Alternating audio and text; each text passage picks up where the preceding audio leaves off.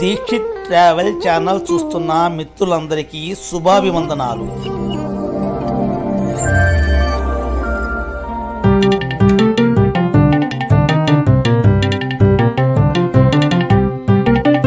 ఒకరి జీవితంలో జరిగిన అద్భుత సంఘటనకు నిదర్శనం ఈ దేవాలయ నిర్మాణం. ఆ దేవాలయమే శ్రీ ఏడుకొండలవాడు కొలువు తీరిన స్వర్ణగిరి. ఈ ఆలయం భువనగిరి దగ్గరలో ఉంది. ఈరోజు ఈ వీడియోలో హైదరాబాద్ నుండి స్వర్ణగిరి ఎలా వెళ్ళాలి, టెంపుల్ టైమింగ్స్, ఆలయ చరిత్ర మీకు తెలియజేస్తాను.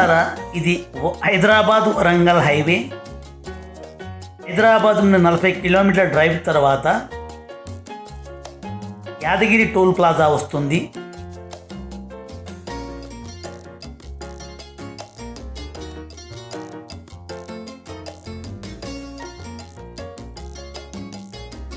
టోల్ ప్లాజా నుండి 1 కిలోమీటర్ డ్రైవ్ తర్వాత రైట్ సైడ్కి యూటర్న్ తీసుకోవాలి.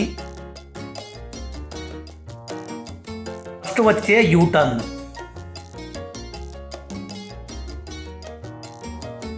యూటర్న్ తీసుకొని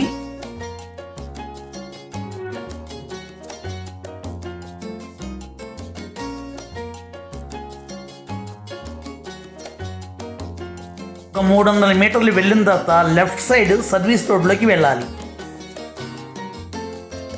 మనకి స్వర్ణగిరి దేవాలయం రెడ్ బోర్డులు కనిపిస్తున్నాయి చూడండి.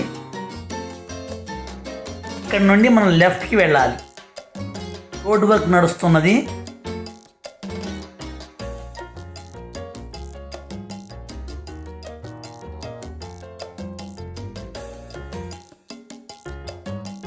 ఈ మట్టి రోడ్లో 1.5 కిలోమీటర్ డ్రైవ్ చేయాలి.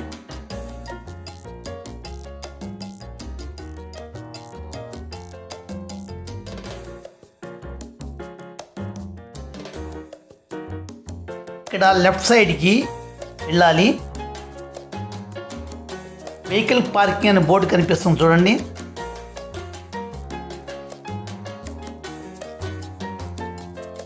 రైట్ సైడ్న పార్కింగ్ ఉంది.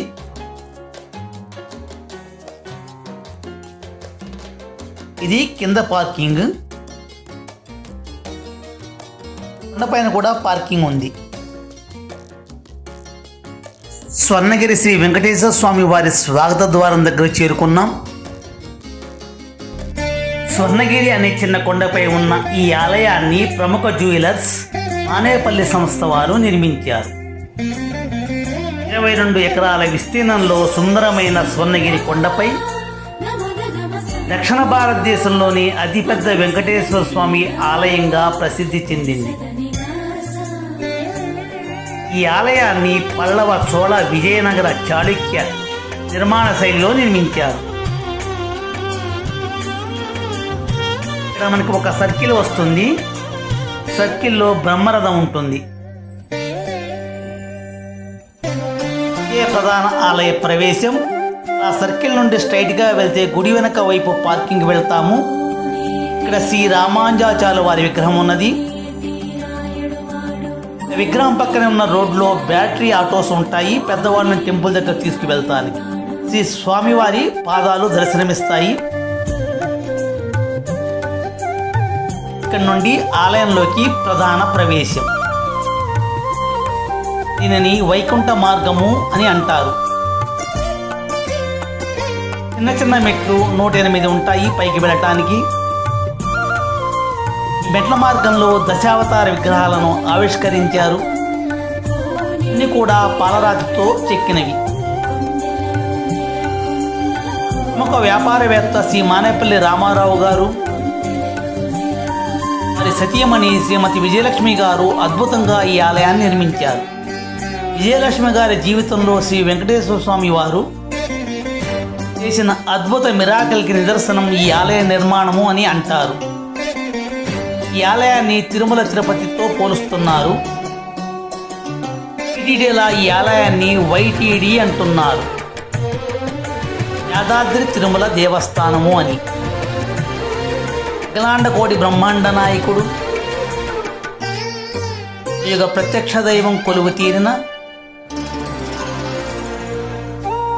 స్వర్ణగిరి కొండ మీదకి చేరుకున్నాము. మెట్ల మార్గానికి ఎడమవైపున శ్రీ గరుడాళ్వారు దర్శనమిస్తారు.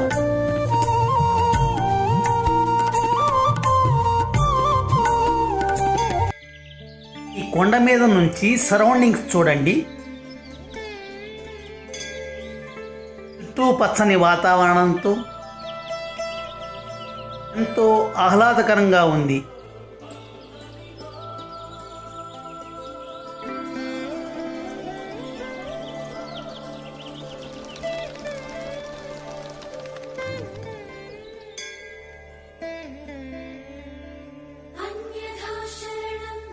కనిపించేది భువనగిరి కిల్లా.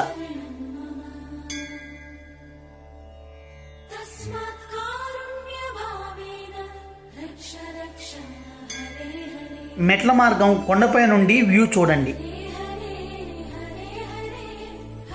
చుట్టూరా ఎత్తైన ప్రాకార మండపం, నామాలు శంఖ చక్రాలతో, 4 వైపులా 4 రాజగోపురాలతో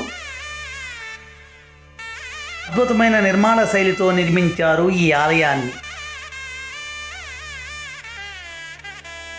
కనిపించే బోర్డు దగ్గర నుండి దేవాలయం ప్రవేశం. ఎడమవైపు శ్రీ విఘ్న వినాయకుడు ఉంటారు. మొదటగా స్వామివారిని దర్శనం చేసుకుంటారు.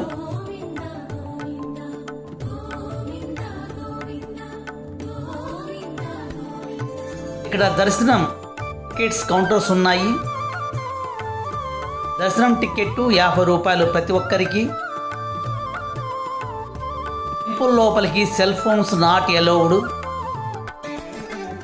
వాటిని ఇక్కడ డిపాజిట్ చేయాలి.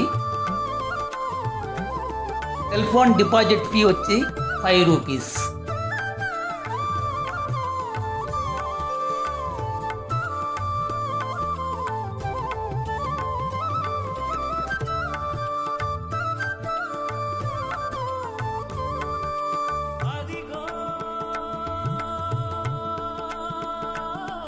ఈ లైన్ ఉచిత దర్శనం.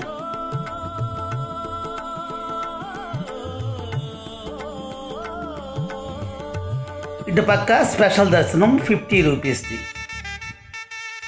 ఎదురుగా ధ్వజస్తంభం కనిపిస్తున్నది. లోపల గర్భగుడిలో శ్రీ స్వామివారు 12 అడుగుల ఎత్తు ఉన్న ఏకశిలామూర్తి. దక్షిణ భారతదేశంలో ఎత్తైన శ్రీ వెంకటేశ్వర స్వామి వారి విగ్రహంగా ప్రసిద్ధి చెందింది. లోపల వీడియోకి పర్మిషన్ లేదు, స్వామివారిని కవర్ చేయలేకపోయాను. ఇది స్వామివారి 40 అడుగుల ఎత్తు ఉన్న రథము. ఈ బిల్డింగ్ వచ్చి స్వామివారి కళ్యాణ మండపం. ఒక్కసారి 1200 మంది కూర్చొని కళ్యాణం చూడవచ్చు. ఈ బిల్డింగ్ కింద సెల్లార్లో అన్నదాన సత్రం ఉంది. ఇక్కడ ఒకేసారి 1200 మంది అన్నప్రసాదాన్ని స్వీకరించవచ్చు. ఇవన్నీ కూడా ప్రసాదాల కౌంటర్స్ మరియు రిఫ్రెష్మెంట్ స్టాల్స్ ఉన్నాయి. ఆ కనిపించేదే వేద పుష్కరిణి. 2 అంతస్తులుగా నిర్మించారు. ఈ పుష్కరిణికి 4 వైపులా శ్రీ వేదమూర్తులను ప్రతిష్ఠించారు. శ్రీ లక్ష్మీనరసింహ స్వామివారు,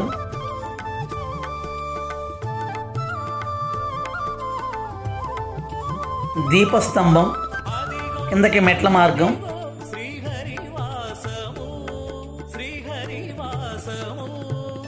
శ్రీ భూవరాహ స్వామివారు,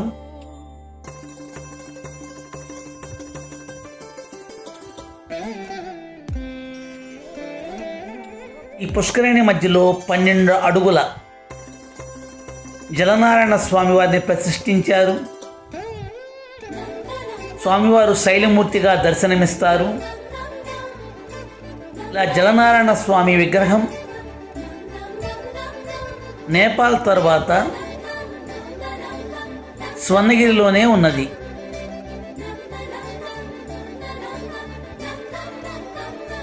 ఆలయ దర్శన వేళ ఉదయం 6 గంటల నుండి సాయంత్రం 9 గంటల వరకు. మిత్రులారా, మరి ఒక నూతన ఆలయ విశేషాలతో మీ ముందుకు వస్తా. మిత్రులారా, ఈ వీడియో మీకు నచ్చితే లైక్ చేయండి, షేర్ చేయండి, నన్ను ప్రోత్సహించండి. ధన్యవాదాలు.